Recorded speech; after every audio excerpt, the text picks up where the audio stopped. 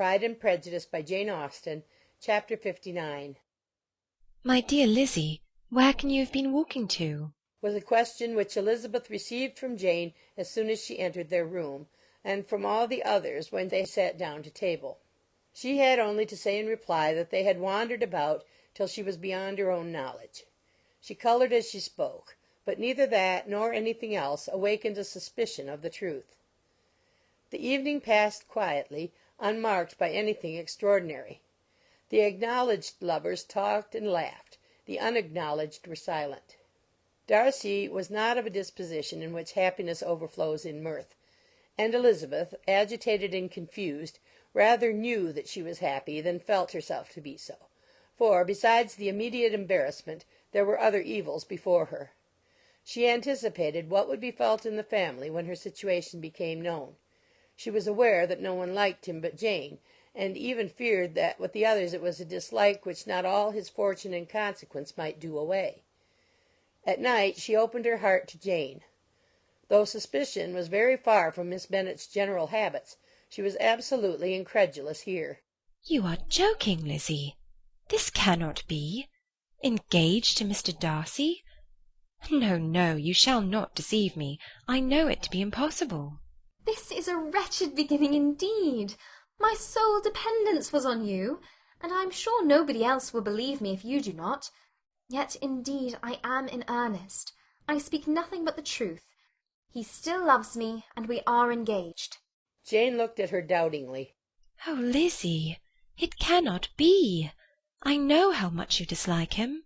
"You know nothing of the matter. That is all to be forgot.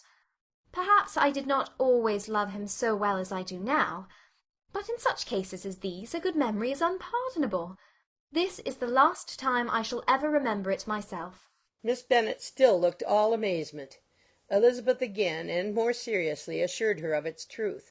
"Good heaven! Can it really be so? Yet now I must believe you," cried Jane. "My dear, dear Lizzie, I do congratulate you. But are you certain? Forgive the question. Are you quite certain that you can be happy with him?" "There can be no doubt of that. It is settled between us already that we are to be the happiest couple in the world. But are you pleased, Jane? Shall you like to have such a brother?" "Very, very much. Nothing could give either Bingley or myself more delight. But we considered it, we talked of it as impossible. And do you really love him quite well enough? Oh, Lizzie, do anything rather than marry without affection. Are you quite sure that you feel what you ought to do?" "Oh, yes. You will only think I feel more than I ought to do when I tell you all." "What do you mean?" "Why, I must confess that I love him better than I do Bingley. I am afraid you will be angry." "My dearest sister, now be serious. I want to talk very seriously. Let me know everything that I am to know without delay. Will you tell me how long you have loved him?" "It has been coming on so gradually that I hardly know when it began. But I believe I must date it from my first seeing his beautiful grounds at Pemberley." Another entreaty that she would be serious, however, produced the desired effect, and she soon satisfied Jane by her solemn assurances of attachment. When convinced on that article, Miss Bennet had nothing further to wish. "Now I am quite happy," said she. "for you will be as happy as myself. I always had a value for him. Were it for nothing but his love of you, I must always have esteemed him. But now, as Bingley's friend and your husband, there can be only Bingley and yourself more dear to me. But, Lizzie, you have been very sly, very reserved with me. How little did you tell me of what passed at Pemberley and Lambton! I owe all that I know of it to another, not to you." Elizabeth told her the motives of her secrecy. She had been unwilling to mention Bingley, and the unsettled state of her own feelings had made her equally avoid the name of his friend. But now she would no longer conceal from her his share in Lydia's marriage. All was acknowledged, and half the night spent in conversation. "Good gracious!" cried Mrs. Bennet, as she stood at a window the next morning. "If that disagreeable Mr. Darcy is not coming here again with our dear Bingley! What can he mean by being so tiresome as to be always coming here?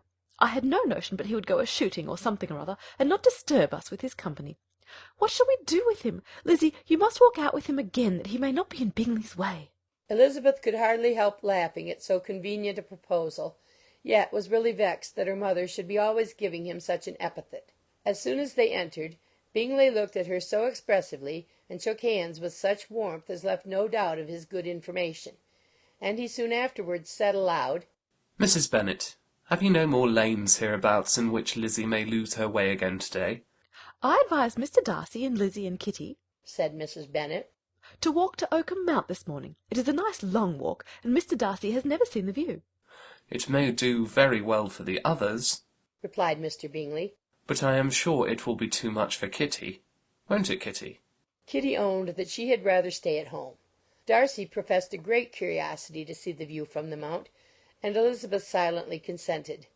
As she went upstairs to get ready, Mrs. Bennet followed her, saying, I am quite sorry, Lizzie, that you should be forced to have that disagreeable man all to yourself, but I hope you will not mind it. It is all for Jane's sake, you know, and there is no occasion for talking to him, except just now and then, so do not put yourself to inconvenience. During their walk it was resolved that Mr. Bennet's consent should be asked in the course of the evening. Elizabeth reserved to herself the application for her mother's. She could not determine how her mother would take it, sometimes doubting whether all his wealth and grandeur would be enough to overcome her abhorrence of the man. But whether she were violently set against the match or violently delighted with it, it was certain that her manner would be equally ill adapted to do credit to her sense, and she could no more bear that Mr. Darcy should hear the first raptures of her joy than the first vehemence of her disapprobation. In the evening, soon after Mr. Bennet withdrew to the library, she saw Mr. Darcy rise also and follow him, and her agitation on seeing it was extreme. She did not fear her father's opposition, but he was going to be made unhappy, and that it should be through her means, that she, his favourite child, should be distressing him by her choice, should be filling him with fears and regrets in disposing of her, was a wretched reflection, and she sat in misery till Mr. Darcy appeared again, when, looking at him, she was a little relieved by his smile. In a few minutes he approached the table where she was sitting with Kitty, and while pretending to admire her work, said in a whisper, "Go to your father. He wants you in the library." She was gone directly. Her father was walking about the room, looking grave and anxious. "Lizzie," said he, "what are you doing? Are you out of your senses to be accepting this man? Have not you always hated him?" how earnestly did she then wish that her former opinions had been more reasonable, her expressions more moderate. It would have spared her from explanations and professions which it was exceedingly awkward to give. But they were now necessary, and she assured him with some confusion of her attachment to Mr. Darcy. "Oh, in other words, you are determined to have him. He is rich, to be sure, and you may have more fine clothes and fine carriages than Jane, but will they make you happy?" Have you any other objection, said Elizabeth, than your belief of my indifference? "None at all. We all know him to be a proud, unpleasant sort of man. But this would be nothing if you really liked him." I do like him. she replied, with tears in her eyes. I love him. Indeed, he has no improper pride. He is perfectly amiable. You do not know what he really is. Then pray do not pain me by speaking of him in such terms. "Lizzie," said her father, "I have given him my consent. He is the kind of man, indeed, to whom I should never dare refuse anything which he condescended to ask. I now give it to you, if you are resolved on having him. But let me advise you to think better of it. I know your disposition, Lizzie. I know that you could be neither happy nor respectable unless you truly esteemed your husband, unless you looked up to him as a superior. Your lively talents would place you in the greatest danger in an unequal marriage. You could scarcely escape discredit and misery. My child, let me not have the grief of seeing you unable to respect your partner in life. You know not what you are about."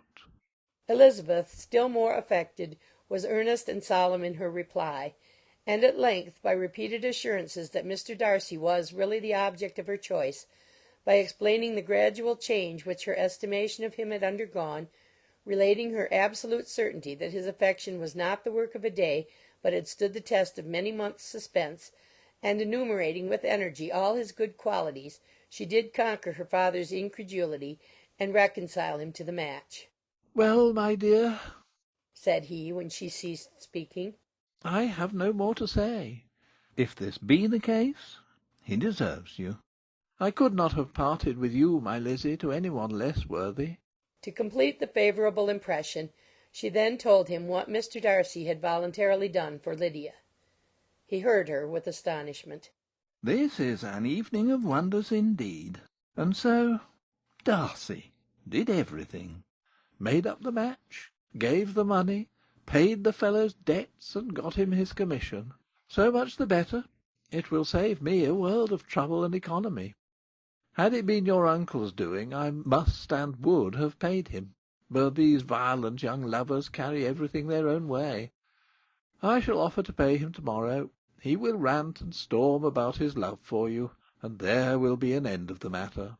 He then recollected her embarrassment a few days before on his reading Mr. Collins's letter, and after laughing at her some time, allowed her at last to go, saying, as she quitted the room, "If any young men come for Mary or Kitty, send them in, for I am quite at leisure." Elizabeth's mind was now relieved from a very heavy weight, and after half an hour's quiet reflection in her own room, she was able to join the others with tolerable composure. Everything was too recent for gaiety, but the evening passed tranquilly away.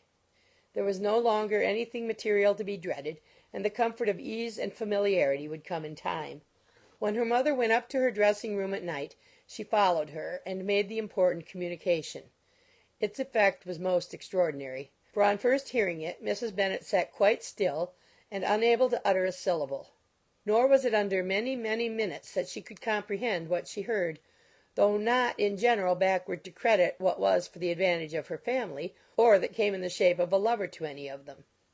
She began at length to recover, to fidget about in her chair, get up, sit down again, wonder, and bless herself.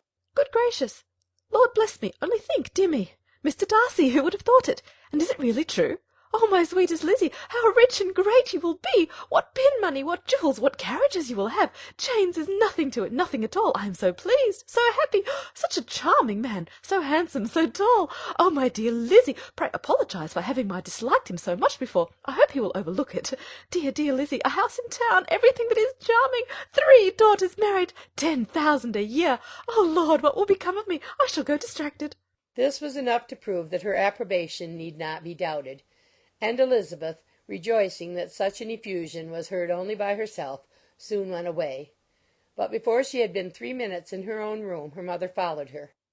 My dearest child, she cried, I can think of nothing else. 10,000 a year, and very likely more. 'Tis as good as a lord, and a special licence. You must and shall be married by a special licence. But, my dearest love, tell me what dish Mr. Darcy is particularly fond of, that I may have it to-morrow.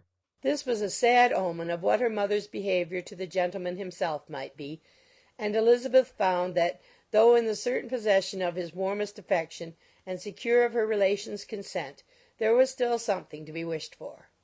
But the morrow passed off much better than she expected, for Mrs. Bennet luckily stood in such awe of her intended son-in-law that she ventured not to speak to him unless it was in her power to offer him any attention or mark her deference for his opinion. Elizabeth had the satisfaction of seeing her father taking pains to get acquainted with him, and Mr. Bennet soon assured her that he was rising every hour in his esteem. "I admire all my 3 sons-in-law highly," said he. "Wickham, perhaps, is my favourite, but I think I shall like your husband quite as well as Jane's." Chapter 59.